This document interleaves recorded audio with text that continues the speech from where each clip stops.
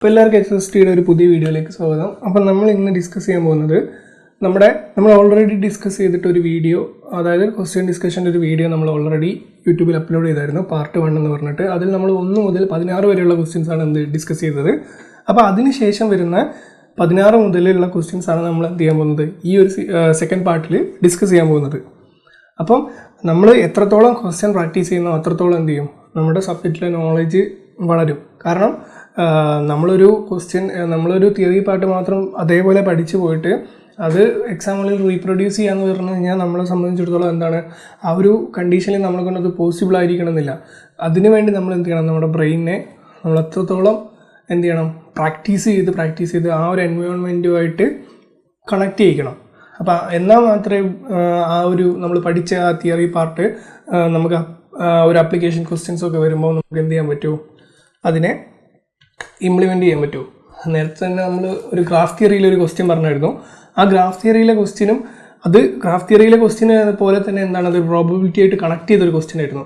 അപ്പോൾ അങ്ങനെയുള്ളൊരു ക്വസ്റ്റ്യനൊക്കെ വേണമെങ്കിൽ അതൊക്കെ എന്താണ്, 2 സബ്ജക്റ്റിൻ്റെ ആപ്ലിക്കേഷനും ഡെഫിനിഷനും ഒക്കെ അറിയുന്ന ഒരാൾക്ക് മാത്രമേ എന്ത് ചെയ്യാൻ പറ്റൂ, അങ്ങനെയുള്ള ക്വസ്റ്റ്യൻ സോൾവ് ചെയ്യാൻ പറ്റും. അപ്പോൾ നമ്മൾ എന്ത് ചെയ്യണം, അങ്ങനെയുള്ള ക്വസ്റ്റ്യൻസ് സോൾവ് ചെയ്യാൻ പഠിക്കണം. പക്ഷേ അതെങ്ങനെ പഠിക്കണം എന്ന് വെച്ച് കഴിഞ്ഞാൽ, നമ്മൾ ആ PSC എക്സാം എഴുതുന്ന ഒരു എൻവയോൺമെൻറ്റ് പോലെ നമ്മളെ അവിടെ ഇരുത്തി നമ്മൾ ക്വസ്റ്റ്യൻ പേപ്പറുകൾ ഓരോന്നായിട്ട് ചെയ്ത് പഠിക്കണം. അതാണ് എന്ത് പറയുന്നത്, നമ്മൾ ക്വസ്റ്റ്യൻ പേപ്പറിന് ഇമ്പോർട്ടൻസ് എന്ന് പറയുന്നത്. അപ്പോൾ അതുകൊണ്ട് തന്നെ നമ്മൾ ഈ ഒരു സീരീസ് ഫോളോ ചെയ്യുക എന്നുള്ളത് വളരെ അത്യാവശ്യമാണ്. അതേപോലെ തന്നെ പ്രിപ്സ്കെയിലിൻ്റെ ഭാഗത്തു നിന്ന് ഒരു ടെസ്റ്റ് സീരീസ് പ്രൊവൈഡ് ചെയ്യുന്നുണ്ട്. അതായത് April 7 മുതൽ, അതായത് ഫസ്റ്റ് വീക്കിൻ്റെ ലാസ്റ്റ് മുതലാണ് എന്ത് ചെയ്യുന്നത്, ടെസ്റ്റ് സീരീസ് സെറ്റ് ചെയ്യുന്നത്. അപ്പം ടെസ്റ്റ് സീരീസിനെ സംബന്ധിച്ചിടത്തോളം പറയുകയാണെങ്കിൽ, അതായത് 18 സിംഗിൾ സബ്ജക്റ്റ് ടെസ്റ്റാണ് ആദ്യം അറേഞ്ച് ചെയ്തിട്ടുള്ളത്. അതായത് സിംഗിൾ സബ്ജക്റ്റ് ടെസ്റ്റ് എന്ന് പറഞ്ഞാൽ ഉദ്ദേശിക്കുന്നതെന്ന് വെച്ചാൽ, നമ്മുടെ HSTയുടെ സിലബസ് എങ്ങനെയാണോ അതേപോലെയുള്ള അതേ സബ്ജക്റ്റുകൾ നമുക്ക് എന്ത് ചെയ്യാൻ പറ്റും, ആ 18ൽ, അതായത് മൊത്തം സബ്ജക്റ്റിലും എല്ലാ പാർട്ടിയിൽ നിന്നും എന്തുണ്ടാവും, ക്വസ്റ്റ്യൻസ് ഉണ്ടാവും. അതായത് നമുക്ക് ഓരോ സബ്ജക്റ്റ് പഠിച്ചിട്ട് അതിൻ്റെ അതേ റെസ്പെക്റ്റീവ് ആയിട്ടുള്ള സബ്ജക്റ്റിൻ്റെ ക്വസ്റ്റ്യനും നമുക്ക് എന്ത് ചെയ്ത് പോകാൻ പറ്റും. അപ്പോൾ നമ്മുടെ സബ്ജക്റ്റിലെ നോളജ് നമ്മൾ എത്രത്തോളം ഇനിയും ഇമ്പ്രൂവ് ആക്കണം എന്നൊക്കെ നമുക്ക് മനസ്സിലാക്കാൻ പറ്റും. ഈ ഒരു 18 സിംഗിൾ സബ്ജക്റ്റിനെ അറ്റൻഡ് ചെയ്യുമ്പോൾ നമുക്ക് മനസ്സിലാവും. അതിനുശേഷം വരുന്നതാണെന്ത്, നമ്മുടെ 6 full length subject test series. അതിൽ നമ്മൾ ഈ ഫുൾ സിലബസിനെ എന്ത് ചെയ്യും, നമ്മൾ മൊത്തമായിട്ട് ആ 6 ടെസ്റ്റ് സീരീസ് ആയിട്ട് കൊടുക്കും. അപ്പോൾ ഈ 6 subject test series full length ചെയ്യുന്നതുകൊണ്ടുള്ള ഗുണം എന്ന് വെച്ച് കഴിഞ്ഞാൽ, നമുക്ക് എല്ലാത്തിനും, അതായത് ഒരു റിവിഷൻ പർപ്പസ് പോലെ നമുക്ക് ആ 6 എണ്ണത്തിന് ഉപയോഗിക്കാൻ പറ്റും. അപ്പോൾ നമുക്ക് ഓരോ സബ്ജക്റ്റ് പഠിച്ചിട്ട് അതിനെന്ത് ചെയ്യാൻ പറ്റും, ഒരു റിവിഷൻ പോലെ ഇംപ്ലിമെൻറ്റ് ചെയ്യാൻ പറ്റും. അതിനുശേഷം നമ്മൾ PSC എക്സാമിനോട് അടുക്കുമ്പോൾ, അതായത് ഒക്ടോബർ സെപ്റ്റംബർ മാസത്തിൽ നമുക്ക് പ്രതീക്ഷിക്കാം എക്സാം. അപ്പോൾ ആ ഒരു സമയത്തേക്ക് നമുക്ക് എന്ത് ചെയ്യാം, മോക്ക് ടെസ്റ്റ് അറ്റൻഡ് ചെയ്തുകൊണ്ട് നമുക്ക് നമ്മളെ തന്നെ എന്ത് ചെയ്യാം, നമ്മുടെ ആക്യുറസിയും നമ്മുടെ ടൈമും ഒക്കെ നമുക്ക് എന്ത് ചെയ്യാം, സെറ്റ് ചെയ്യാൻ പറ്റും. അപ്പോൾ ഇതുകൊണ്ടാണ് ഞങ്ങൾ ടെസ്റ്റ് സീരീസ് എന്നുള്ളൊരു ആശയം നിങ്ങളുടെ മുന്നിലോട്ട് വയ്ക്കുന്നത്. അപ്പോൾ ഇതിൻ്റെ ബാക്കി ഡീറ്റെയിൽസൊക്കെ ഇവിടെ കൊടുത്തിട്ടുണ്ട്, ഡിസ്ക്രിപ്ഷൻ ബോക്സിൽ കൊടുത്തിട്ടുണ്ട്. അപ്പോൾ നമുക്കിനി ക്വസ്റ്റ്യൻ സീരീസിലേക്ക് കിടക്കാം. അപ്പോൾ ഫസ്റ്റ് ക്വസ്റ്റ്യൻ വായിച്ചിട്ടുണ്ട് തുടങ്ങാം. The real valued function f(x) = x², x belongs to R is എന്നാണ് ക്വസ്റ്റ്യൻ. അപ്പോൾ ഈ ഒരു ക്വസ്റ്റ്യനെ സംബന്ധിച്ചിടത്തോളം നമുക്ക് വേണ്ട ഒരു റിക്വയർമെൻറ്റ്, അതായത് നമുക്ക് ഈ ഒരു ക്വസ്റ്റ്യനെ സോൾവ് ചെയ്യാൻ വേണ്ട നോളജ് എന്ന് പറയുന്നത് 2 എണ്ണമാണ്. ഈ ക്വസ്റ്റ്യൻ വന്നിട്ടുള്ളത് എവിടെ നിന്നാണ്, സെറ്റ് തിയറി എന്നാണ് ക്വസ്റ്റ്യൻ വന്നിട്ടുള്ളത്. ഇത് ഈ ഒരു ക്വസ്റ്റ്യനെ സംബന്ധിച്ചിടത്തോളം പറയുകയാണെങ്കിൽ ഇതൊരു ഈസി ക്വസ്റ്റ്യൻ ആണ്. മീൻസ് ഇത് NCERT 11th 12th പഠിക്കുന്നൊരു കുട്ടിക്ക് സോൾവ് ചെയ്യാൻ പറ്റുന്ന ഒരു ക്വസ്റ്റ്യൻ ആണിത്. അപ്പോൾ ഈ ഒരു ക്വസ്റ്റ്യൻ സോൾവ് ചെയ്യാൻ നമുക്ക് വേണ്ട റിക്വയർമെൻറ്റ്സ് എന്ന് പറഞ്ഞു കഴിഞ്ഞാൽ, നമുക്ക് നമ്പർ സിസ്റ്റത്തിനെ കുറിച്ച് അറിഞ്ഞിരിക്കണം. അപ്പോൾ നമ്പർ സിസ്റ്റം വ്യക്തമായിട്ട് അറിയുന്ന ഒരാൾക്ക് എന്ത് ചെയ്യാം, ഈ ക്വസ്റ്റ്യനെ സോൾവ് ചെയ്യാം. അതേപോലെ അതിൻ്റെ കൂടെ തന്നെ നമുക്ക് എന്തിൻ്റെ നോളജ് വേണം, ഫങ്ഷൻസിനെ കുറിച്ചിട്ടും അറിയണം. അപ്പോൾ ഇത്ര അറിയുന്ന ഒരാൾക്ക് എന്ത് ചെയ്യാൻ പറ്റും, ഇത് സോൾവ് ചെയ്യാൻ പറ്റും. അപ്പം നമുക്ക് ആദ്യം നമ്പർ സിസ്റ്റം എന്താണെന്ന് നോക്കാം. അപ്പോൾ നമ്പർ സിസ്റ്റത്തിൻ്റെ ഈ ഒരു സംഭവം പറയുകയാണെങ്കിൽ നമുക്ക് എന്ത് പറയാം, നാച്ചുറൽ നമ്പേഴ്സ് എന്ന് പറഞ്ഞൊരു കാറ്റഗറി ഉണ്ട്. ആ നാച്ചുറൽ നമ്പേഴ്സ് കാറ്റഗറിയിൽ നമ്മൾ യൂസ് ചെയ്യുന്നത് എന്താണ്, ജസ്റ്റ് നമ്മൾ നാച്ചുറൽ നമ്പേഴ്സ് കൊണ്ട് ഉദ്ദേശിക്കുന്നത് കൗണ്ടിങ് നമ്പേഴ്സാണ്. അതായത് 1 2 3 4 5 6 എന്ന് പറഞ്ഞാൽ നമ്മൾ എണ്ണാൻ ഉപയോഗിക്കുന്ന എണ്ണൽ സംഖ്യകളാണ് നമ്മൾ എന്താ പറയുന്നത്, നാച്ചുറൽ നമ്പേഴ്സ് എന്ന് പറയുന്നത്. അതിനെ നമ്മൾ n എന്നുള്ള രീതിയിൽ റെപ്രസെൻറ്റ് ചെയ്യും. അതേപോലെ തന്നെയാണെന്ന് വരുന്നത് അടുത്ത നമ്മുടെ ഓൾ നമ്പേഴ്സ് വരുന്നത്. ഈ വോൾ നമ്പേഴ്സിനെ സംബന്ധിച്ചിടത്തോളം വോൾ നമ്പേഴ്സ് എന്ന് പറഞ്ഞു കഴിഞ്ഞാൽ നമ്മൾ ഈ കൗണ്ടിങ് നമ്പേഴ്സ് തുറന്നു, അതായത് NL സംഖ്യകളുടെ കൂടെ 0 കൂടെ ആഡ് ചെയ്യുമ്പോൾ നമുക്ക് എന്ത് കിട്ടും? വോൾ നമ്പേഴ്സ് കിട്ടും. അതിനെന്ത് ചെയ്തു? നമ്മൾ W എന്ന് പറഞ്ഞിട്ട് ഇൻഡിക്കേറ്റ് ചെയ്തു. അതിനുശേഷം വരുന്നതാണ് ഇൻറ്റിജേഴ്സ്. ഇൻറ്റിജേഴ്സിനെ സംബന്ധിച്ചിടത്തോളം പറയുകയാണെങ്കിൽ ഇൻറ്റിജേഴ്സിൽ ഇപ്പം പോസിറ്റീവ് സൈഡ്സ് ഇൻറ്റിജേഴ്സ് ഉണ്ടാവും, അതേപോലെ നെഗറ്റീവ് സൈഡ് ഇൻറ്റിജേഴ്സിനെ നമുക്ക് ഓൾ ഗ്രൂപ്പായിട്ടാണ് നമ്മൾ എന്ത് പറയുന്നത്? ഇൻറ്റിജർ എന്ന് പറയുന്നത്. അതിനെ നമുക്ക് Z എന്ന് പറഞ്ഞ് റെപ്രസെൻറ്റ് ചെയ്യാം. അപ്പോൾ നമുക്ക് സെപ്പറേറ്റ് ആയിട്ട് നമുക്ക് ജസ്റ്റ് ഇൻറ്റിജേഴ്സ് പോസിറ്റീവ് ഇൻറ്റിജേഴ്സിനെ പറയുകയാണെങ്കിൽ Z+ എന്ന് നോട്ടേറ്റ് ചെയ്യാം. അതേപോലെ തന്നെ നമുക്ക് നെഗറ്റീവിനെ ആണെങ്കിൽ Z- എന്ന് പറഞ്ഞിട്ടും നോട്ടേറ്റ് ചെയ്യാം. അപ്പോൾ ഇതാണ് എന്ത് പറയുന്നത്? ഇൻറ്റിജേഴ്സ് എന്ന് പറയുന്നത്. ഇതുണ്ടോ? ഇതിപ്പം നമ്മൾ നാച്ചുറൽ നമ്പേഴ്സ് പറഞ്ഞു, അതിൻ്റെ ഒരു വലിയൊരു ഇതിനെയൊക്കെ ഉൾക്കൊള്ളിച്ചുകൊണ്ട് ഒരു സെറ്റായിട്ട് W വന്നു, അതിനെ ഉൾക്കൊള്ളിച്ചുകൊണ്ട് ഒരു വലിയ സെറ്റ് വന്നു. എന്താണ്? Z. അടുത്തതാണ് എന്ത് പറയുന്നത്? റാഷണൽ നമ്പേഴ്സ് എന്ന് പറയുന്നത്.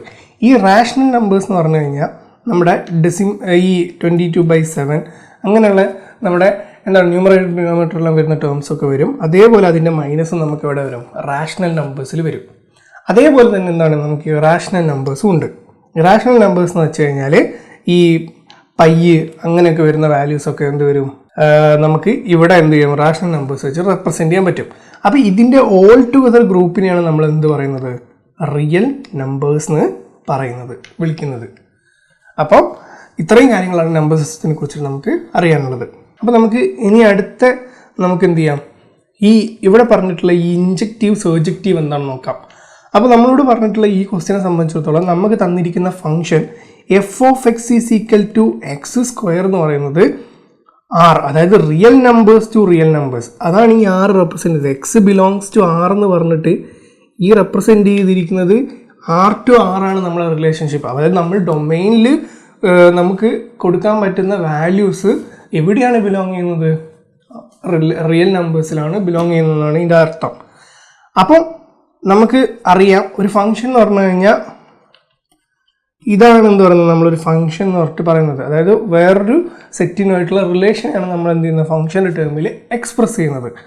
അപ്പോൾ നമുക്ക് എന്ത് ചെയ്യാം? നമുക്ക് ഈ ഇൻജക്റ്റീവ് ഫംഗ്ഷനിൽ തന്നെ നമുക്ക് വേറൊരു ടേം ഉണ്ട്, 1-to-1 ഫംഗ്ഷൻ. അതാണ് കുറച്ചും കൂടി നമുക്ക് ഓർമ്മിച്ച് വെക്കാൻ ഏറ്റവും എളുപ്പമായിട്ടുള്ളത്. അപ്പോൾ ഈ 1-to-1 ഫംഗ്ഷൻ ഉദ്ദേശിക്കുന്നത് എന്താണെന്ന് നമുക്ക് ജസ്റ്റ് ഡെഫിനേഷൻ വായിച്ചു നോക്കാം. A function is called a 1-to-1 function if for all elements A and B in A, f of A is equal to f of B, then it must be in the case that A is equal to B. It never maps distinct element of its domain to the same element of the codomain. അതായത് ഈ ഒരു function എന്താണ് പറയുന്നതെന്ന് ഇപ്പം definition മനസ്സിലായിട്ടില്ലെങ്കിൽ ഇത് സിമ്പിളായിട്ട് പറയുന്നത് വെച്ച് കഴിഞ്ഞാൽ എൻ്റെ കയ്യിലുള്ള ഏലുള്ള എലമെൻറ്റ്സ് എന്താണ്? ഇതിനെ ഞാൻ എന്ത് വിളിക്കും? ഡൊമൈൻ എന്ന് വിളിക്കും. ഇതിനെ ഞാൻ എന്ത് വിളിക്കും? കോഡൊമൈൻ എന്ന് വിളിക്കും. അപ്പം ഞാൻ എൻ്റെ കയ്യിലെ ഏലുള്ള എലമെൻറ്റ്സിൽ 1, 2, 3 എന്ന് പറഞ്ഞിട്ടുള്ള എലമെൻറ്റ്സ് ഉണ്ടെന്ന് വെച്ചോ, ഇതിനെയാണ് ഞാൻ എന്ത് പറയുന്നത്? ABC എന്നൊക്കെ പറയുന്നത്. അതാണ് ഇവിടെ കൊടുത്തുള്ള ഈ Aയും Bയും, വേറൊന്നുമല്ല. അപ്പം ഇതിനെ സംബന്ധിച്ചിടത്തോളം പറയുന്നത് ഡൊമൈനിലുള്ള ഓരോ എലമെൻറ്റിനും ഒരു യുണീക്കായിട്ടുള്ള ഇമേജ് എവിടെ ഉണ്ടാവണം? നമ്മുടെ കോഡൊമൈനിൽ ഉണ്ടാവണം എന്നാണ് ആര് പറയുന്നത്? 1-to-1 ഫംഗ്ഷൻ നമ്മൾ റിക്വയർമെൻ്റ് ആയിട്ട് ചോദിക്കുന്നത്. അപ്പം അതാണ് ഇവിടെ റെപ്രസെൻറ്റ് ചെയ്തിട്ടുള്ളത്. അതായത് നമ്മളിപ്പോൾ ഇവിടെ പറയുകയാണെങ്കിൽ f(x) = x² ആണെങ്കിൽ ഇങ്ങനെ ഒരു ഫംഗ്ഷനാണ് നമുക്ക് തന്നതെന്ന് വെച്ചോ, ആ f(x)ൽ നമ്മൾ A കൊടുത്തു കഴിഞ്ഞാൽ കിട്ടുന്ന വാല്യൂ f(b) കൊടുത്താലും കിട്ടുന്ന വാല്യൂയും ഈക്വൽ ആവുന്ന കണ്ടീഷൻ ഏതായിരിക്കണം? ഓൾവേസ് A = B എന്നുള്ള കണ്ടീഷനിൽ മാത്രമേ അത് രണ്ടും ഈക്വൽ ആവാൻ പാടുള്ളൂ. അപ്പം നമുക്ക് ഈ ഒരു കണ്ടീഷൻ വെച്ച് ചെക്ക് ചെയ്യാം ഇതൊരു ഇൻജക്റ്റീവ് ഫംഗ്ഷൻ ആണോ എന്ന് പറയുമ്പം f(x) = x², x belongs to R. ഇതാണ് തന്ന ഫംഗ്ഷൻ. അപ്പോൾ ഇതിനെയാണ് നമ്മൾ ചെക്ക് ചെയ്യേണ്ടത്. അപ്പോൾ നമുക്ക് എന്ത് ചെയ്യാം? ഇത് real value R to R ആണ് ഇതിൻ്റെ റിലേഷൻ എന്ന് മനസ്സിലായി. അപ്പോൾ നമ്മൾ എന്ത് ചെയ്തു? f(x)ൽ ഞാൻ 2 കൊടുത്തു, അതായത് ഈ എക്സിൻ്റെ അടുത്ത് 2 കൊടുത്തു. 2 കൊടുക്കുമ്പോൾ എനിക്ക് എന്ത് കിട്ടും? 4 കിട്ടും. അപ്പോൾ ഞാൻ ചെക്ക് ചെയ്യും ഏതെങ്കിലും ഒരു റിയൽ നമ്പേഴ്സിൽ ഉൾപ്പെടുന്ന ഏതെങ്കിലും ഒരു വാല്യൂ കൊടുത്താൽ എനിക്ക് ഇതേ വാല്യൂ തന്നെ ഔട്ട് കിട്ടുമെന്ന്. അപ്പോൾ എന്താണ്? f(-2) കൊടുക്കുമ്പോൾ എനിക്ക് എന്ത് കിട്ടുന്നുണ്ട്? 4 കിട്ടുന്നുണ്ട്. അപ്പോൾ ഇങ്ങനെ ഒരു കണ്ടീഷൻ എക്സിസ്റ്റ് ചെയ്യുന്നിടത്തോളം കാലം എൻ്റെ ഡെഫിനിഷൻ പ്രകാരം പറയുന്നത് f(a)യും f(b)യും എപ്പോഴാണ് ഈക്വൽ ആവേണ്ടത്? എയും ബി ഈക്വൽ ആയിരിക്കണം. ഇവിടെ സംബന്ധിച്ചിടത്തോളം 2 - 2 എന്താണ്? ഈക്വൽ അല്ല, 2 ഡിസ്റ്റിങ്ക്റ്റ് വാല്യൂയാണ്. പക്ഷേ അതിനെന്താണ്? യുണീക്ക് ഇമേജ് ആണ് ഇവിടെ ഉള്ളത്, നമ്മുടെ കോഡൊമൈനിലുള്ളത്. അപ്പോൾ ഇങ്ങനെയൊരു സിറ്റുവേഷനിൽ എന്ത് പറയാം? ഇതൊരു നോട്ട് ആൻഡ് ഇൻജക്റ്റീവ് ഫങ്ഷൻ എന്ന് വിളിക്കാം. അപ്പോൾ നമ്മുടെ പകുതി പരിപാടി കഴിഞ്ഞു. അപ്പോൾ നമ്മൾ അടുത്ത പകുതിയിൽ നമ്മൾ നോക്കാൻ പോകുന്നത് what is a onto function. ഈ ഓൺ ടു ഫംഗ്ഷനാണ് നമ്മൾ എന്ത് പറയുന്നത്, സർജക്റ്റീവ് ഫംഗ്ഷൻ എന്ന് പറയുന്നത്. അതിൻ്റെ ഡെഫിനിഷൻ വായിച്ചു നോക്കാം. If every element of be in B has A corresponding element in A such that f of a is equal to b, it's not required that it's unique. The function may be map one or more element of a to the same element of b. ഇതിനെ സംബന്ധിച്ചിടത്തോളം പറയുന്നത്, നമ്മൾ നേരത്തെ 1 to 1 നമ്മൾ domain respect ചെയ്ത് പറയുകയാണെങ്കിൽ നമ്മൾ ഇവിടെ പറയുന്നത് എന്താണ്, കോഡൊമൈനിൽ വെച്ചിട്ടാണ്. അതായത് ജസ്റ്റ് ഇങ്ങനെ ഓർമ്മിച്ചാൽ മതി, കോഡൊമൈനിലുള്ള എല്ലാ എലമെൻസും എന്തിലായിരിക്കണം, എ മാപ്പ് ചെയ്തിട്ടുണ്ടാവണം. അതായത് ഇപ്പം 1 ആണെങ്കിൽ 1 എവിടെ ഉണ്ട്, ഇപ്പോൾ എയിൽ മാപ്പ് ആയിട്ടുണ്ട്. ബിയും സി എന്തിൽ 2ൽ മാപ്പ് ആയിട്ടുണ്ട്. പക്ഷേ നമ്മൾ നേരത്തെ 1 to 1 പറഞ്ഞ പോലെ ഇവിടെ യുണീക്ക് ആവേണ്ട ആവശ്യമില്ല. ഒരേ ഇതിന് തന്നെ ഈ ഡൊമൈനിലുള്ള രണ്ടെണ്ണത്തിന് തന്നെ എന്തുണ്ടാവാം, യുണീക്ക് ഇമേജ് ഉണ്ടാവാനുള്ള, ഡിസ്റ്റിങ്ക്റ്റ് ഒബ്ജക്റ്റിന് യുണീക്ക് ഇമേജും ഉണ്ടാവാം. അപ്പോൾ ഈ ഒരു കണ്ടീഷൻ എന്താണ്, സാറ്റിസ്ഫൈഡ് ആണെന്നാണ് ആര് പറയുന്നത്, ഓൺ ടു പറയുന്നത്. അപ്പോൾ നമുക്ക് ഇവിടെ ചെക്ക് ചെയ്യാം. ഇവിടെ ചെക്ക് ചെയ്യാനുള്ള ഒരു മെത്തേഡ് എന്ന് വെച്ചാൽ നമുക്ക് f of x is equal to x square x belongs to R എന്നാണ് തന്നിട്ടുള്ളത്. അപ്പോൾ നമുക്ക് എഫ് ഓഫ് എക്സിനെ എക്സിൻ്റെ ടേമിൽ, അതായത് എക്സിനെ വെച്ചിട്ടാണ് നമുക്ക് ചെയ്യേണ്ടത്. അപ്പോൾ y is equal to x square നമുക്ക് കൊടുക്കാം. എൻ്റെ എക്സിൻ്റെ വാല്യൂ റെസ്പെക്ട് ടു എക്സ് പറയുമ്പോൾ എന്താ, x is equal to root y കിട്ടും. റൂട്ട് വൈ എവിടെ ബിലോങ്ങാ, ആറിൽ ബിലോങ്ങാ. പക്ഷേ ഇവിടെ ഉണ്ടാകുന്ന ഒരു പ്രശ്നം എന്ന് വെച്ച് കഴിഞ്ഞാൽ നമ്മുടെ റിയൽ നമ്പേഴ്സിൽ മൈനസ് വാല്യൂ വരും. അപ്പോൾ -√3 എന്ന് പറയുന്നത് എന്താണ്, ഒരു കോംപ്ലക്സ് നമ്പർ. അത് എന്തിൽ ബിലോങ് ചെയ്യുന്നില്ല, ആറിൽ ബിലോങ് ചെയ്യുന്നില്ല. ഇങ്ങനെ ഒരു സിറ്റുവേഷനിൽ എന്താണ്, ഈ ഒരു ഫംഗ്ഷൻ എന്തല്ല, സർജക്റ്റീവ് അല്ല. അപ്പം നമുക്ക് ആൻസർ കിട്ടും, f of x is equal to x square x belongs to R is not a injective and a surjective function. അപ്പോൾ അതിന് മാച്ച് ചെയ്യുന്ന ഓപ്ഷൻ നോക്കുമ്പോൾ സർജക്റ്റീവ് തെറ്റാണ്, തെറ്റ്. ശരിയ ഓപ്ഷൻ എന്താണ്, ഓപ്ഷൻ ഡി ആണ് റൈറ്റ് ആൻസർ. ഇനി നമുക്ക് അടുത്ത ക്വസ്റ്റ്യനിലേക്ക് പോവാം. അടുത്ത ക്വസ്റ്റ്യൻ ഒരു എന്താണ് പറയുന്നത്, നമുക്ക് ഡീകോഡർ എന്താണെന്നുള്ള ക്വസ്റ്റ്യനാണ് നമുക്ക് വന്നിട്ടുള്ളത്. അപ്പോൾ ഈ ഒരു ക്വസ്റ്റ്യനെ സംബന്ധിച്ചിടത്തോളം ഈ ക്വസ്റ്റ്യൻ വന്നിട്ടുള്ളത് ഡിജിറ്റൽ ലോജിക് ആൻഡ് ലോജിക്കൽ സർക്യൂട്ട്സിലെ കോമ്പിനേഷൻ സർക്യൂട്ട്സ് ആണ് നമുക്ക് എന്തെടുക്കുന്നത് ഈ ഡീകോഡറിലൊക്കെ വന്നിട്ടുള്ളത്. അപ്പം ഈ ഡീകോഡറിനെ സംബന്ധിച്ചിടത്തോളം ഇങ്ങനെ ഈ ഒരു ക്വസ്റ്റ്യൻ നമ്പർ 17 എന്ന് പറഞ്ഞു കഴിഞ്ഞാൽ വളരെ ഈസി ക്വസ്റ്റ്യനാണ്. അതായത് ഡീകോഡറിൻ്റെ ഡെഫിനിഷൻ മാത്രം അറിയുന്ന ഒരാൾക്ക് കൃത്യമായി അറ്റൻഡ് ചെയ്യാൻ പറ്റുന്ന ഒരു ക്വസ്റ്റ്യനാണ് എന്ത് പറയുന്നത്, ഈ ഒരു ക്വസ്റ്റ്യൻ പറയുന്നത്. അപ്പോൾ ഇപ്പം നമ്മളെ കോമ്പിനേഷൻ, നമ്മുടെ ഡിജിറ്റൽ ലോജിക്കിനെ കുറിച്ചിട്ട് പറയുകയാണെങ്കിൽ ഡിജിറ്റൽ ലോജിക് ആൻഡ് ലോജിക്കൽ സർക്യൂട്ട്സിൽ മെയിനായിട്ട് വരുന്ന, നമുക്ക് എക്സാമിന് വരുന്നതാണ് എന്തൊക്കെ, നമ്പർ സിസ്റ്റം. മെയിനായിട്ട് ക്വസ്റ്റ്യൻ വരാനുള്ള സാധ്യതയുള്ള ഏറ്റവും ഇമ്പോർട്ടൻ്റ് ആയിട്ട് ക്വസ്റ്റ്യൻ വരാനുള്ള സാധ്യതയാണ് നമ്പർ സിസ്റ്റം. അതിൽ തന്നെ നമ്മുടെ നമ്പർ സിസ്റ്റത്തിലുള്ള multiple conversions, binary to decimal, decimal to binary, hexadecimal to octal, octal to, അങ്ങനെ മൾട്ടിപ്പിൾ BCD, XS3, അങ്ങനെ കൺവേർഷൻസ് നമുക്ക് വളരെ ഇമ്പോർട്ടൻ്റ് ആയിട്ട് നമുക്ക് എക്സ്പെക്ട് ചെയ്യാൻ പറ്റുന്ന ക്വസ്റ്റ്യൻ്റെ കാറ്റഗറിയാണ്. അതേപോലെ തന്നെയാണ് അടുത്ത് വരുന്നത് മിനിമൈസേഷൻ. ആ മിനിമൈസേഷനിൽ എന്തൊക്കെ വരാം, ബൂളിയൻ ആൾജിബ്ര വെച്ചിട്ടുള്ള മിനിമൈസേഷൻ വരാം. അതിൽ തന്നെ നമുക്ക് എക്സ്പെക്ട് ചെയ്യാൻ പറ്റുന്നത് ഡിമോഗൻസ് ലോയും നമ്മുടെ എന്താ പറയുക ട്രാൻസിറ്റീവ് റൂളൊക്കെ വെച്ചിട്ടുള്ള മിനിമൈസേഷൻ ആയിരിക്കും മെയിനായിട്ട് ക്വസ്റ്റ്യൻ വരാം. അത് കഴിഞ്ഞിട്ട് അടുത്ത് വരാനുള്ള മെയിൻ ചാൻസ് എന്ന് പറഞ്ഞു കഴിഞ്ഞാൽ നമ്മുടെ മാപ്പ്. ആ മാപ്പ് സിംപ്ലിഫൈ ചെയ്യാനുള്ള ക്വസ്റ്റ്യൻസ് ഉണ്ടാവും. അതേപോലെ തന്നെ ഡിജിറ്റൽ ലോജിക്കിനെ സംബന്ധിച്ചിടത്തോളം പിന്നീട് ഇത് കഴിഞ്ഞ് കഴിഞ്ഞാൽ നമ്മൾ ഈക്വലി ഇമ്പോർട്ടൻസ് കൊടുക്കുന്നതാണ് എന്ത്, കോമ്പിനേഷൻ സർക്യൂട്ടും അതേപോലെ തന്നെ എന്ത്, സീക്വൻഷ്യൽ സർക്യൂട്ടും. ഈ കോമ്പിനേഷൻ സർക്യൂട്ടിലാണ് half adder, full adder, arithmetic adder, parallel adder, decoder, encoder, multiplexer ഒക്കെ വരുന്നത്. അതേപോലെ സീക്വൻഷ്യൽ സർക്യൂട്ടിലേക്ക് വരുമ്പോൾ ക്ലോക്ക് സിഗ്നൽസ്, അതായത് multiple sequential circuits, JK flip flop, അങ്ങനെ കാര്യങ്ങളാണ് ഇവിടെ വരുന്നത്. ഡിജിറ്റൽ ലോജിക്കിൽ സീക്വൻഷ്യൽ സർക്യൂട്ട് എന്നുള്ള പാർട്ടിൽ നിന്ന് വരുന്നത്. അപ്പം ഇതാണ് എന്ത് വരുന്നത്, ഒരു ഡിജിറ്റൽ ലോജിക്കിനെ സംബന്ധിച്ചിടത്തോളം വരുന്നത്. പക്ഷേ നമ്മൾ ഈ ഒരു ക്വസ്റ്റ്യൻ നോക്കുമ്പോൾ ഈ ക്വസ്റ്റ്യനെ സംബന്ധിച്ചിടത്തോളം ഇവിടെ പറഞ്ഞ് ഇത് ജസ്റ്റ് ഡീകോഡർ എന്താണെന്ന് ജസ്റ്റ് അറിയുന്ന ഒരാൾക്ക്, അതായത് ഡെഫിനിഷൻ മാത്രം അറിയുന്നവർക്ക് അറ്റൻഡ് ചെയ്യാൻ പറ്റുന്ന, ഈസിലി സ്കോർ ചെയ്യാൻ പറ്റുന്ന ഒരു ക്വസ്റ്റ്യനാണ്. അപ്പം ഡീകോഡർ എന്ന് പറയുന്ന സംബന്ധിച്ചിടത്തോളം എന്താ ചെയ്യുന്നത്, ഒരു സിംഗിൾ സിഗ്നൽ, അതായത് ഒരു മിനിമൽ സിഗ്നലിനെ അതിനെന്ത് ചെയ്യുന്നത്, ഡീകോഡ് ചെയ്തെടുക്കലാണ് ആര് ചെയ്യുന്നത്, ഡീകോഡറിൻ്റെ പർപ്പസ് എന്ന് പറയുന്നത്. അപ്പം അതിന് വേണ്ടി അതിൻ്റെ ഒരു ഡയഗ്രമാണ് ഇവിടെ കൊടുത്തിട്ടുള്ളത്. അപ്പോൾ ഇതിനെക്കുറിച്ചിട്ട് ഇതെങ്ങനെയാണ് ഇംപ്ലിമെൻറ്റ് ചെയ്യുന്നത്, ഇതിൻ്റെ ഈ ഫങ്ഷൻസ് ഒക്കെ എങ്ങനെയാണ് വരുന്നതെന്നൊക്കെ ഡീറ്റെയിൽ വീഡിയോ ഇവിടെ പ്രൊവൈഡ് ചെയ്തിട്ടുണ്ട്, പ്രിപ്സ്കെയിലിൻ്റെ ആപ്പിൽ പ്രൊവൈഡ് ചെയ്തിട്ടുണ്ട്. അപ്പം ഇപ്പം ഒരു ക്ലാസ് ഡിജിറ്റൽ ലോജിക്കിൻ്റെ ക്ലാസ്സോ അതുപോലെ ഏതെങ്കിലും ഒരു സബ്ജക്റ്റിൻ്റെ ക്ലാസ് നിങ്ങൾക്ക് കേട്ട് നോക്കണമെങ്കിൽ തന്നെ പ്രിപ്സ്കെയിലിൻ്റെ ഡെമോ സെക്ഷൻസ് അവൈലബിൾ ആണ്. അപ്പോൾ നിങ്ങൾ ജസ്റ്റ് ചെയ്യേണ്ടത് എന്താണെന്ന് വെച്ചാൽ പ്രിപ്സ്കെയിൽ കയറിയിട്ട് നിങ്ങളെ മെയിൽ ID വെച്ചിട്ട് സൈൻ ചെയ്തതിന് ശേഷം താഴെ കാണുന്ന പ്രിപ്സ്കെയിലിൻ്റെ നമ്പറിലേക്ക് വിളിച്ചിട്ട് ഇവിടെ പറഞ്ഞു കഴിഞ്ഞാൽ അവരെന്ത് ചെയ്ത് തരും, നിങ്ങൾക്ക് ഡെമോ സെക്ഷനുള്ള പെർമിഷൻ ഇവിടുന്ന് ഗ്രാൻഡ് ചെയ്ത് തരും. അപ്പോൾ ജസ്റ്റ് അതൊന്ന് ട്രൈ ചെയ്ത് നോക്കാം. അപ്പോൾ നമ്മുടെ ക്വസ്റ്റ്യനിലേക്ക് പോവാം. What is the purpose of a decoder in the combinational logic circuit എന്നാണ് ക്വസ്റ്റ്യൻ. അതിൽ പറഞ്ഞിരിക്കുന്നതെന്ന് വെച്ചാൽ to generate an output based on the majority of the input. അല്ല, ഓപ്ഷൻ ബി എ തെറ്റാണ്. അപ്പം to convert a binary input to decimal outputs, ഇതും അല്ല, ഇത് കൺവേർട്ടർ ചെയ്യുന്ന പർപ്പസാണ്, ഇതല്ല. അടുത്തത് to generate a multiple output based on a single input value. അപ്പോൾ എന്താണ്, ഇതാണ് മാച്ച് ചെയ്യുന്നൊരു ഡെഫിനേഷൻ. അപ്പോൾ ഓപ്ഷൻ സി ആണ് റൈറ്റ്. അടുത്തതെന്ന് വെച്ചാൽ to implement an arithmetic operation such as addition and subtraction. നമുക്കറിയാം അത് ആഡറും സബ്ട്രാക്ടറും ചെയ്യുന്നതാണ്, അതിൽ ഡീകോഡറിലൊന്നും ചെയ്യാനില്ല. അപ്പോൾ അടുത്ത ക്വസ്റ്റ്യനിലേക്ക് പോവാം. അടുത്ത ക്വസ്റ്റ്യൻ എന്താണ്, സീക്വൻഷ്യൽ സർക്യൂട്ട് എന്നാണ് ക്വസ്റ്റ്യൻ വന്നിട്ടുള്ളത്.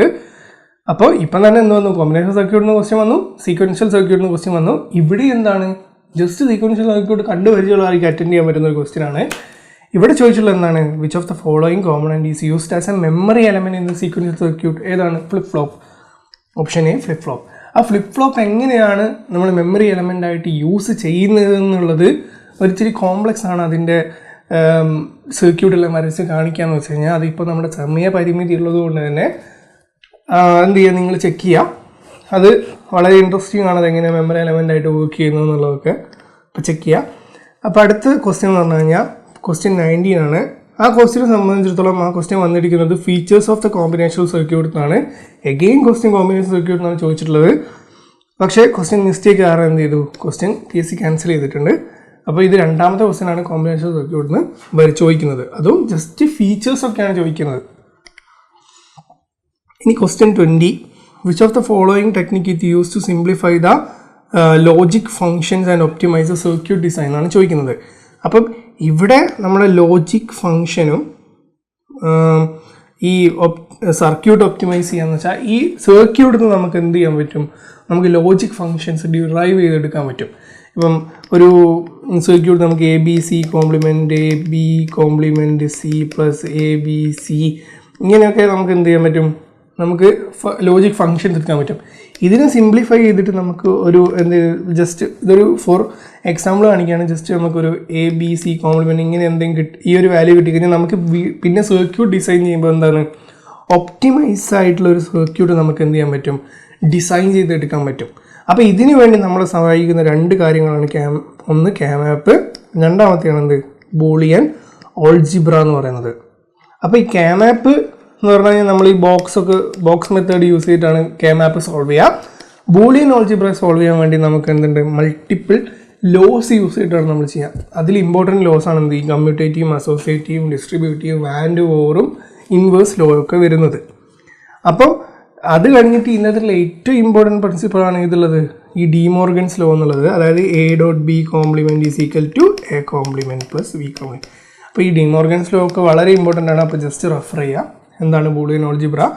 ലോജിക് ഫങ്ഷൻസ് ഒക്കെ ഒന്ന് ജസ്റ്റ് സിംപ്ലിഫൈ ചെയ്ത് ശീലിക്കുക. അപ്പോൾ അടുത്ത ക്വസ്റ്റ്യൻ വന്നിട്ടുള്ളത് നേരത്തെ പറഞ്ഞതുപോലെ നമ്പർ കൺവേർഷൻ എന്നാണ് ക്വസ്റ്റ്യൻ വന്നിട്ടുള്ളത്. നമ്പർ സിസ്റ്റത്തിൽ നിന്നാണ് ക്വസ്റ്റ്യൻ വന്നത്. ഇതെവിടെയാണ്, ഡിജിറ്റൽ ലോജിക്കിലെ പാർട്ടാണ്. അപ്പോൾ നമുക്കിതിനെ കൺവേർട്ട് ചെയ്യാൻ ഇതിലെന്താണ് പറഞ്ഞിരിക്കുന്നത്, what is the decimal equivalent of octal number എന്നാണ് ചോദിച്ചത്. അപ്പോൾ ഇത് എന്ന് പറഞ്ഞാൽ എന്താണ്, നമ്മുടെ ഒക്ടൽ നമ്പർ സിസ്റ്റമാണ്. ഇതിനെയാണ് നമ്മൾ എന്ത് ചെയ്യുന്നത്, ഡെസിമലിലേക്ക് കൺവേർട്ട് ചെയ്യേണ്ടത്. ഡെസിമൽ എന്ന് പറഞ്ഞു കഴിഞ്ഞാൽ എന്താണ്, റാഡിക്സ് 10 ആയിരിക്കും, ഒക്ടൽ എന്താണ്, റാഡിക്സ് 8 ആണ്. അപ്പോൾ നമ്മുടെ കൺവേർഷൻ നമുക്ക് നോക്കാം. 5 ഇൻറ്റു അതായത് നമ്മൾ പൊസിഷൻ വാല്യൂസ് ആഡ് ചെയ്തിട്ടാണ് നമ്മൾ എന്ത് ചെയ്യാം, സോൾവ് ചെയ്യുക. 8⁻0 പ്ലസ് 2 ഇൻറ്റു 10⁸ 8⁻1 പ്ലസ് 3 ഇൻറ്റു 8⁻1 2 ഇതാണ് എന്ത് പറയുന്നത് നമ്മുടെ ഡെസിമൽ സൈഡിലെ വാല്യൂ. അത് 213 ആണ് ഇതിൻ്റെ ഓർമ്മ ശരിയാണെങ്കിൽ വരിക. അടുത്തത് 0.736 ആണ് എന്ത് വരിക ഈ സൈഡിൽ വരുമ്പോൾ. അപ്പോൾ 7 × 8⁻⁻1 കൊണ്ടാണ് സ്റ്റാർട്ട് ചെയ്യണത്. 3 × 8⁻2 + 16 × 8⁻3. ഇത് സോൾവ് ചെയ്ത് കഴിഞ്ഞാൽ നമുക്ക് എന്ത് കിട്ടും? ഈ പോയിന്റിൻ്റെ ഇപ്പുറത്തുള്ള വാല്യൂ കിട്ടും. അതെനിക്ക് ഏകദേശം തോന്നുന്നത് ബി ആണ് ഓപ്ഷൻ എന്നാണ് കറക്റ്റ് തോന്നുന്നത്. അപ്പോൾ ജസ്റ്റ് ഇതൊന്ന് സോൾവ് ചെയ്ത് കഴിഞ്ഞാൽ ആൻസർ കിട്ടും. അപ്പോൾ ഓപ്ഷൻ ബി ആണ് ആൻസർ എന്ന് പറയുന്നത്. അടുത്ത ക്വസ്റ്റ്യൻ നമ്മളോട് ചോദിച്ചിട്ടുള്ളത് the Macintosh computer processes a binary number system. അപ്പോൾ ഈ മാക്കിൻടോഷ് കമ്പ്യൂട്ടേഴ്സിൽ യൂസ് ചെയ്തിരിക്കുന്ന എന്താണ്? ബൈനറി നമ്പർ സിസ്റ്റമാണ്. അതായത് 0 and 1 ആണ് ഇവിടെ യൂസ് ചെയ്തിട്ടുള്ളത്. ദാറ്റ് ആർ 32 bit ലോങ് ആണ്. 32 bit ലോങ് ആണെന്ന് പറഞ്ഞിട്ടുണ്ട്.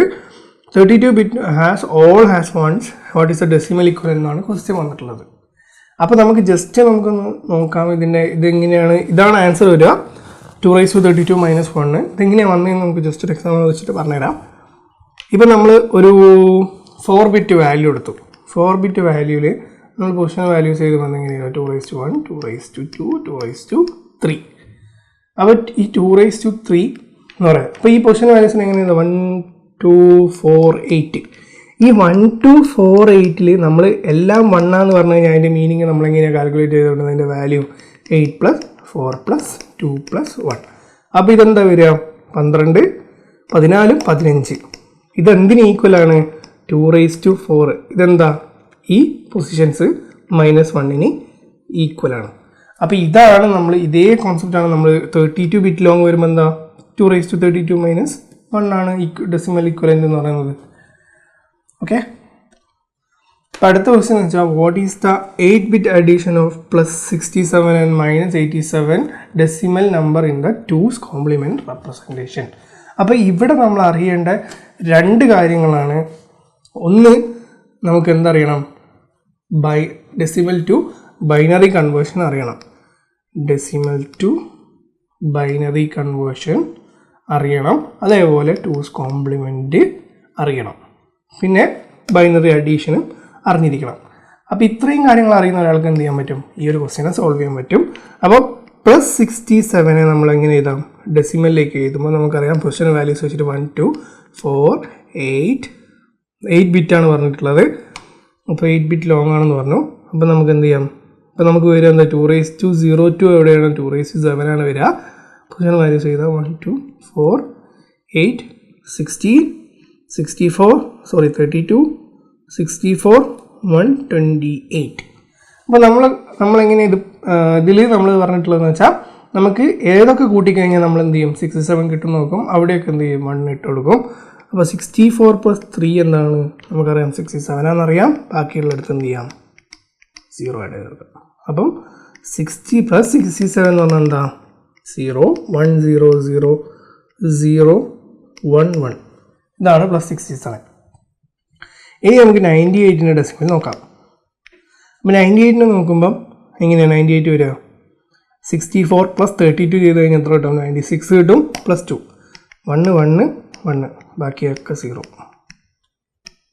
അപ്പോൾ 98 എന്ന് പറഞ്ഞു കഴിഞ്ഞാൽ 0, 1, 1, 0, 0, 0, 1, 0. അപ്പം ഇതാണ് എന്ത് പറയുന്നത്? +98 പറയുന്നത്. ഇതിനെയാണ് നമ്മൾ എന്ത് ചെയ്യേണ്ടത്? 2's കോംപ്ലിമെൻറ്റിലേക്ക് കൺവേർട്ട് ചെയ്യുന്നത്. അപ്പം നമുക്കറിയാം നമുക്ക് നെഗറ്റീവ് നമ്പേഴ്സിനെ റെപ്രസെൻറ്റ് ചെയ്യാൻ എന്തൊക്കെ ഫോം ഉണ്ട്? സൈൻ മാഗ്നിറ്റ്യൂഡ് ഫോമിൽ റെപ്രസെൻറ്റ് ചെയ്യാം, അല്ലെങ്കിൽ എന്ത് ചെയ്യാം? 1's കോംപ്ലിമെൻറ്റിൽ റെപ്രസെൻറ്റ് ചെയ്യാം, അല്ലെങ്കിൽ എന്ത് ചെയ്യാം? 2's കോംപ്ലിമെൻറ്റിൽ റെപ്രസെൻറ്റ് ചെയ്യാം. ഈ സൈൻ മാഗ്നിറ്റ്യൂഡിൽ നമ്മൾ എന്താ ചെയ്യാം? നെഗറ്റീവ് ആണെങ്കിൽ നമ്മൾ എന്ത് ചെയ്യും? 1 ആഡ് ചെയ്യും. പോസിറ്റീവ് ആണെങ്കിൽ നമ്മൾ എന്ത് ചെയ്യും? 0 ആഡ് ചെയ്യും. അപ്പോൾ നമുക്ക് ഇവിടെ നമ്മളോട് വെച്ചാൽ 2's കോംപ്ലിമെൻറ്റാണ്. അപ്പോൾ 2's കോംപ്ലിമെൻറ്റ് നമുക്ക് എളുപ്പത്തിൽ കാണാനുള്ളൊരു മെത്തേഡ് ഞാൻ പറഞ്ഞുതരാം. ആദ്യം കൺവെൻഷണൽ മെത്തേഡ് നോക്കാം. 2's കോംപ്ലിമെൻറ്റിൻ്റെ കൺവെൻഷണൽ മെത്തേഡ് നോക്കാം. അതുപോലെ ഇത് മെത്തേഡ് 2 എളുപ്പത്തിൽ കണ്ടുപിടിക്കാം. അതായത് കോമ്പറ്റീവ് എക്സാമിനെ സംബന്ധിച്ചിടത്തോളം നമുക്ക് ടൈം ലാഭിക്കണം. ഇപ്പോൾ 2's കോംപ്ലിമെൻറ്റ് എന്ന് പറയുമ്പോൾ നമ്മൾ നേരത്തെ കണ്ടതുപോലെ 0 + 98 എന്ന് പറഞ്ഞാൽ എന്തായിരുന്നു?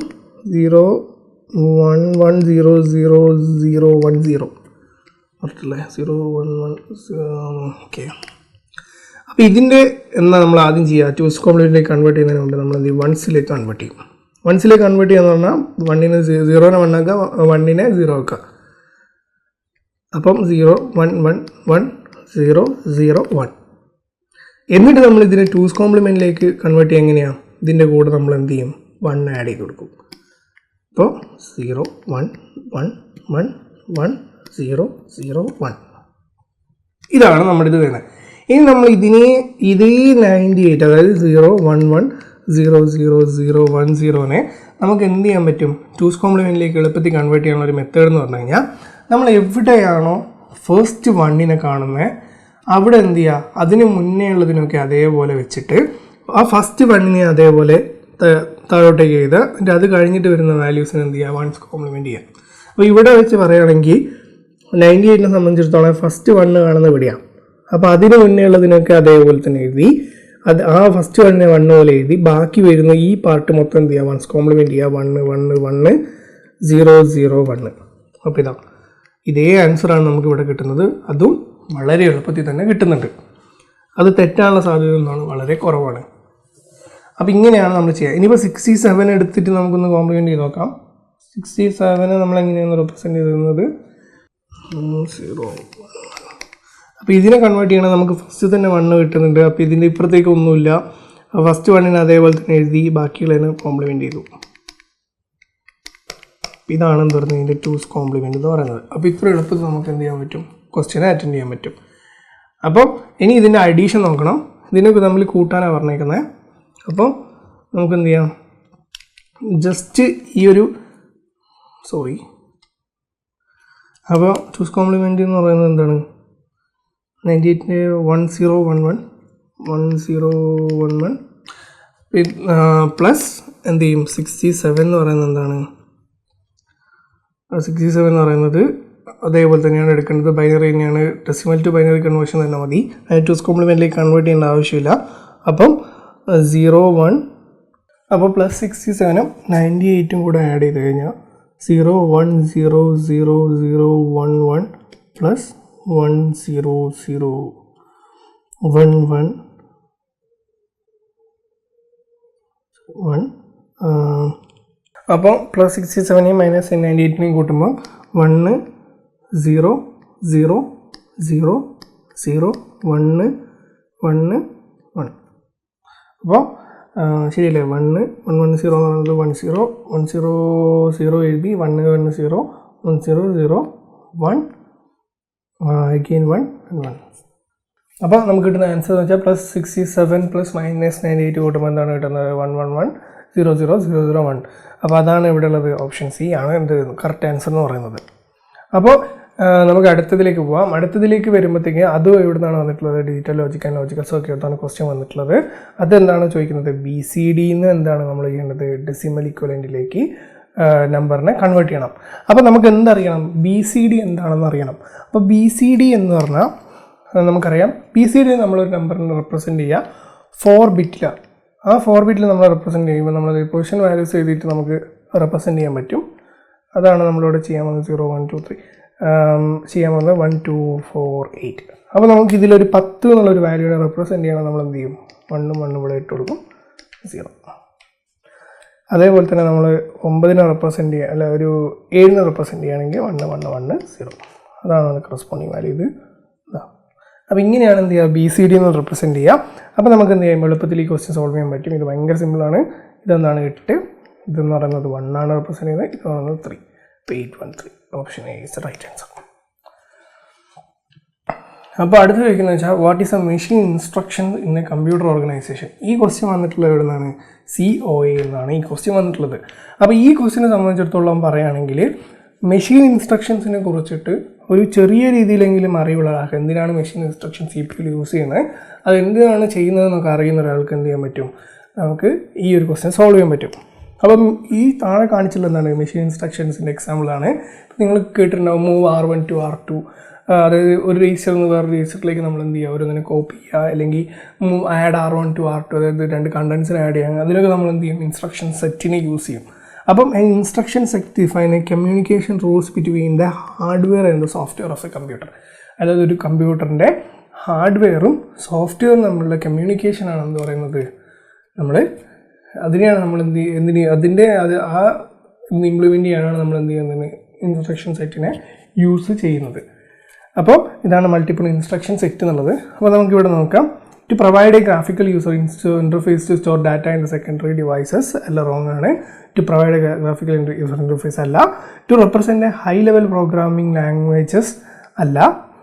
ഇതിലെന്താണ്, to encode a low level operation executed by the CPU. അതായത് CPU നടക്കുന്ന ഓപ്പറേഷൻസിനെ റെപ്രസെൻറ്റ് ചെയ്യാനാണ് നമ്മൾ എന്ത് ചെയ്യുന്നത്, ഇത് യൂസ് ചെയ്യുന്നത്. അതാണ് add R1 to R2, move R4 to R3, ഇങ്ങനെ നമ്മൾ മെഷീൻ ഇൻസ്ട്രക്ഷൻസ് യൂസ് ചെയ്യുന്നത്.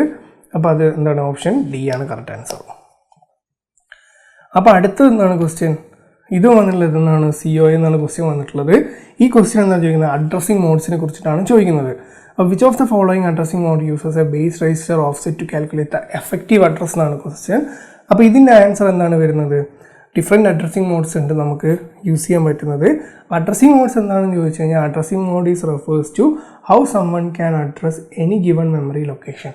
ഒരു മെമ്മറിയുടെ നമ്മൾ എന്തെങ്കിലും സ്റ്റോർ ചെയ്ത് വെച്ചിരിക്കുന്നത്, അതായത് ഇൻസ്ട്രക്ഷൻ സ്റ്റോർ ചെയ്ത് വെച്ചിരിക്കുന്നതോ അല്ലെങ്കിൽ ഇൻഫർമേഷൻ്റെയോ മെമ്മറി അഡ്രസ്സിന് നമുക്ക് അഡ്രസ്സ് ചെയ്യാൻ വേണ്ടിയിട്ടാണ് നമ്മൾ എന്ത് ചെയ്യുന്നത്, നമ്മൾ അഡ്രസ്സിംഗ് മോഡ്സിന് യൂസ് ചെയ്യുന്നത്. അതിൽ 5 ഡിഫറെൻറ്റ് അഡ്രസ്സിംഗ് മോഡ്സ് ഉണ്ട്. അതാണ് ഇവിടെ കൊടുത്തിരിക്കുന്നത്. ഇംപ്ലോയിഡും ഇമ്മീഡിയറ്റും രജിസ്റ്റർ മോഡും രജിസ്റ്റർ ഇൻഡയറക്റ്റ് മോഡും അതൊക്കെ കൊടുത്തിട്ടുള്ളത്. അപ്പോൾ ഇതാണ് various kind of addressing mode എന്ന് പറയുന്നത്. അപ്പോൾ ഇതിനെ കുറിച്ചിട്ട് ജസ്റ്റ് ഇതിൻ്റെ ഡെഫിനേഷൻ മാത്രം അറിയുന്ന ആൾക്ക് അറ്റൻഡ് ചെയ്യാൻ പറ്റുന്ന ഒരു ക്വസ്റ്റ്യനാണിത്. അപ്പോൾ ഇതിൽ വരുന്ന ഏതാണ്, ഇൻഡെക്സ്ഡ് അഡ്രസ്സിംഗ് മോഡാണ്.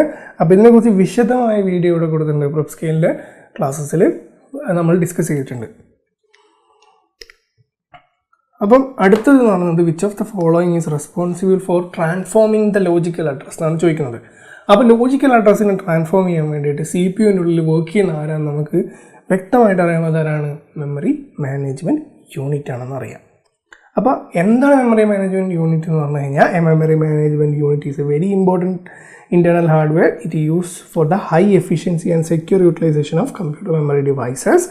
Another name എന്ന് പറയുന്നത് എന്താണ്, പേജ്ഡ് മെമ്മറി മാനേജ്മെൻറ്റ് യൂണിറ്റ് എന്നാണ്. The main purpose of the MMU to serve as a link between the physical memory of the computer and the central processing unit. ഇതാണ് എന്ത് പറയുന്നത്, നമ്മുടെ MMUയുടെ definition എന്ന് പറയുന്നത്. അപ്പോൾ MMUനെ കുറിച്ചിട്ട് പഠിക്കുക. അപ്പോൾ ഇത്രയും ക്വസ്റ്റ്യൻസാണ് നമ്മൾ ഈ ഒരു സീരീസിൽ ഡിസ്കസ് ചെയ്യുന്നത്. ഇനി പാർട്ട് 3 നമ്മൾ 28 മുതലുള്ള റിമൈനിങ് ക്വസ്റ്റ്യൻസ് ഡിസ്കസ് ചെയ്യും. അപ്പം താങ്ക് യു.